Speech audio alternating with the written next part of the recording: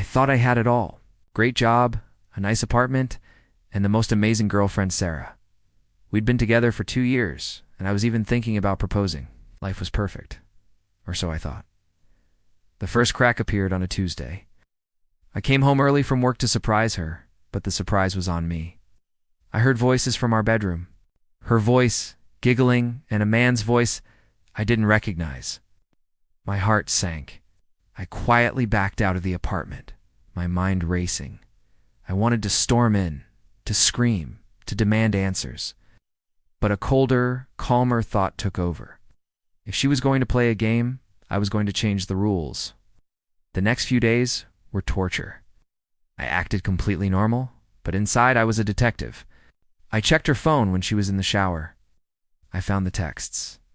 His name was Mark. They'd been seeing each other for months. The messages were filled with details of their secret dates, their inside jokes, the lies she told me to sneak away. Every word was a knife in my chest. The worst part was how she acted with me. She was more affectionate than ever, telling me she loved me, talking about our future. It was all a performance, and I had a front row seat to my own heartbreak. The anger was burning me up, but I knew a simple confrontation wasn't enough. She didn't just cheat. She built a world of lies around me. I decided I wouldn't just expose the truth. I'd make her expose it herself. My plan started to form. I knew her birthday was in 3 weeks, and she was planning a big party with all our friends and family. It was the perfect stage.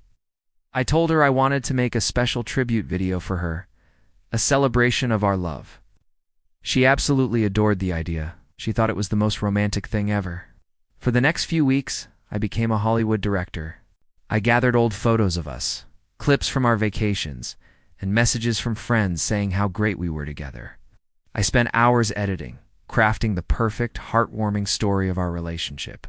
It was beautiful, it was touching, and it was all a setup. While she was busy planning her party, I was busy with my own project. I created a separate folder on my computer, one she'd never find.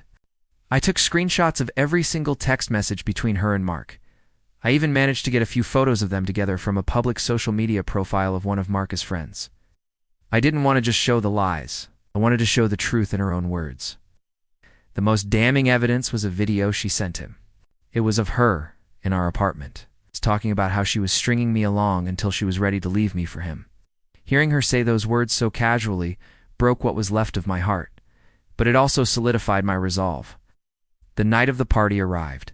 The place was packed. Our friends, her parents, my parents, everyone was there.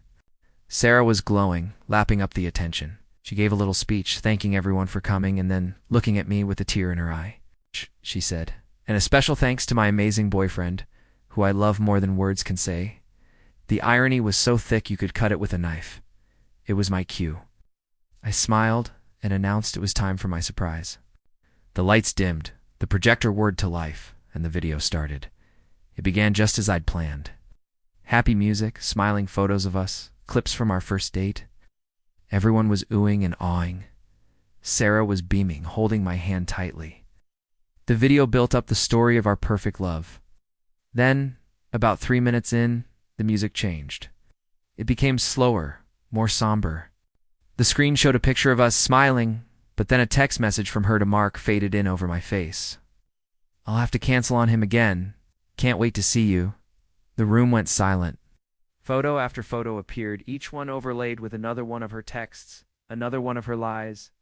The screenshots of her conversations with Mark filled the screen. Her plans, her deception, all laid bare for everyone to see. Sarah's face went from blissful to horrified. She let go of my hand. The grand finale was the video she sent to Mark. The entire room heard her voice, her own words, explaining her plan to use me and leave me. When the screen went black, the silence in the room was deafening. Her parents stared at her, their faces a mixture of shock and disappointment. My friends looked at me with pity. Sarah just stood there, frozen. I didn't shout, I didn't scream. I just picked up a microphone and said calmly, "The truth has a way of coming out, doesn't it? The party's over." I walked out of that room, leaving her to face the world she had created. It wasn't the sweet revenge people see in movies. It was messy and painful. But for the first time in months, I felt like I could breathe again. I didn't destroy her life. I just turned on the light so everyone could see the truth she tried so hard to hide, and in doing so, I finally set myself free. Thanks for watching, and don't forget to subscribe for more stories.